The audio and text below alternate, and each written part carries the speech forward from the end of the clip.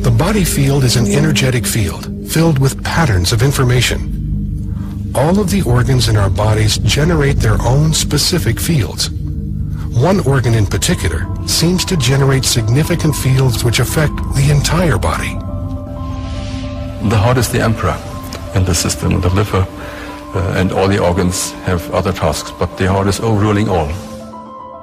There's a concept in energy medicine called energy cardiology that says that the signals produced by the heart are all of regulatory importance. The heart is constantly emitting sound, pressure waves, heat, light, electrical, magnetic, and electromagnetic signals. All of the cells in the body are receiving these different kinds of signals at different times because they travel at different velocities through the circulatory system. The heart generates by far the largest rhythmic electromagnetic signal in the body. If you look at this magnetic field as a carrier wave, it's being modulated with information. So it's the carrier wave for information. And the work in our lab has shown quite clearly that it's modulated with emotional patterns. In other words, if we're feeling angry or frustrated, irritated, the information that's being imprinted on that magnetic field is very different than if we're feeling care or love or compassion towards that person. The heart has been found to have rhythmic beating patterns that can be incoherent or coherent. These patterns are closely linked to our emotions and how we feel. When the heart's rhythmic beating pattern is smooth and ordered, it's called a coherent rhythm.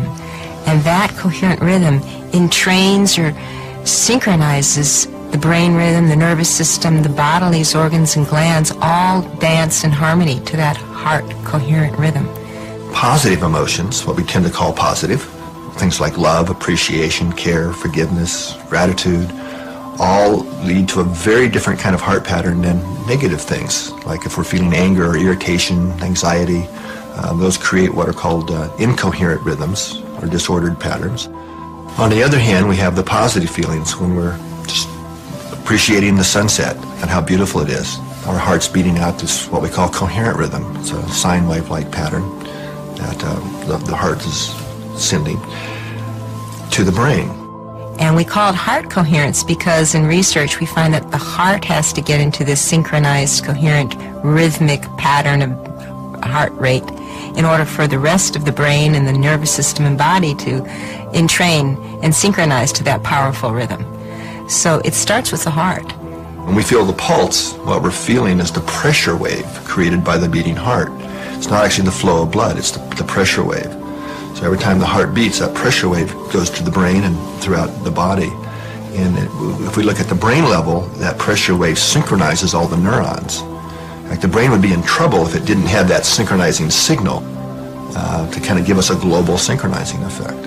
When someone is in coherence, you can often feel their love or their compassion or their gratitude radiating.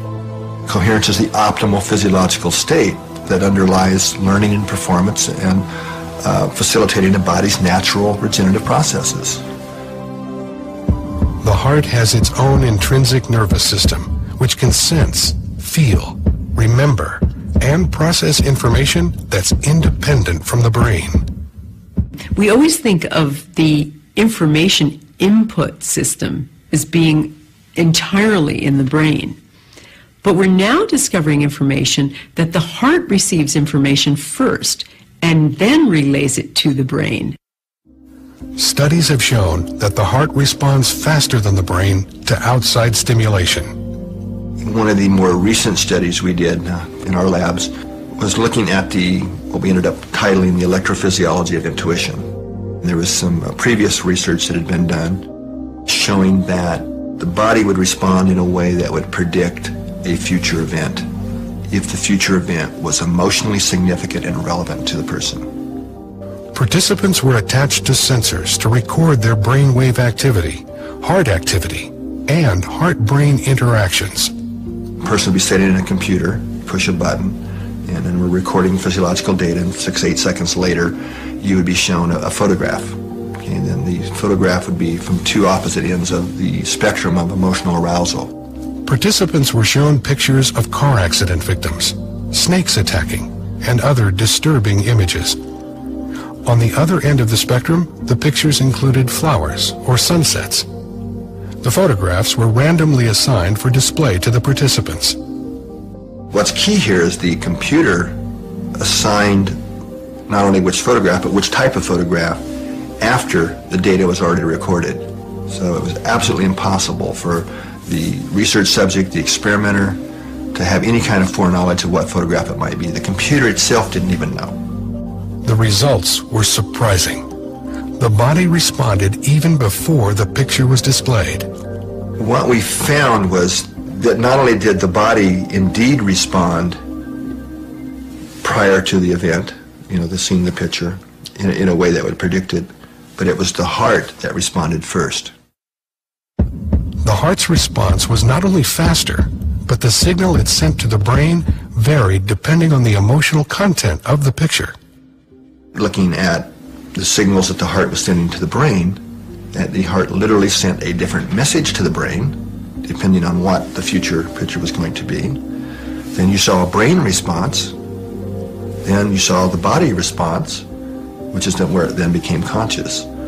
So the flow of this intuitive information is heart, brain, body, and then you have to have the body response for it to become consciously aware of it. What these experiments reveal is changing our basic understanding of how the human body functions. It appears as though the heart and brain, later, have access to a field of information not bound by time and space.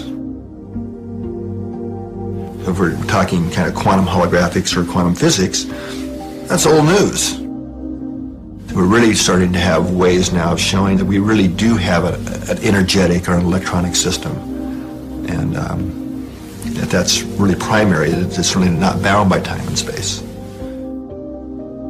The heart is connected to a field of information and intelligence that's different but complementary to the field of the brain. It's very clear these neurons in the heart and the brain part have short and long-term memory. They process information. It's a functional brain. Other researchers theorize that the heart may be the master organ for imprinting information into the body field. There's a lot of neural tissue in the heart, and we believe that neural tissue is there in order to act as an imprinter for the hologram. The body's holographic body field is continually supplied with information via the pressure waves of the heart. Inside the heart there is an enormous amount of charge. Now the pressure waves in the presence of this charge inside the chamber of the heart is sufficient to imprint information. If the heart is transmitting or imprinting information, there must be a way for the cells in the body to receive that information. There are receptor protein cells on the outside of the cell which are simply there to receive environmental information. How is my day today? What is going on out there? What does the body want this little cell to do today? You see what I mean? There has to be intercellular communication, but there has to be one source so there can be one control system for the body.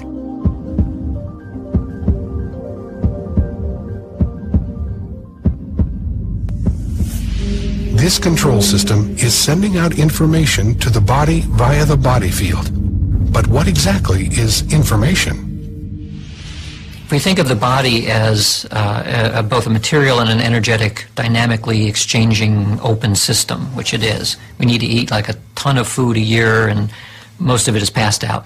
So all of that food is somehow turned into the body, which remains extremely stable for long periods of time. Somebody basically doesn't change much for maybe 40 years as an adult. People recognize you immediately, even 40 years later, because the basic body structure doesn't change, even though after a short period of time you don't have a single atom left in your body. They've all exchanged and gone out. And so now this is the hamburger I ate yesterday, and in 3 weeks from now this will be a carrot that I eat tomorrow, and so on. It's a very dynamic system, and yet I remain the same.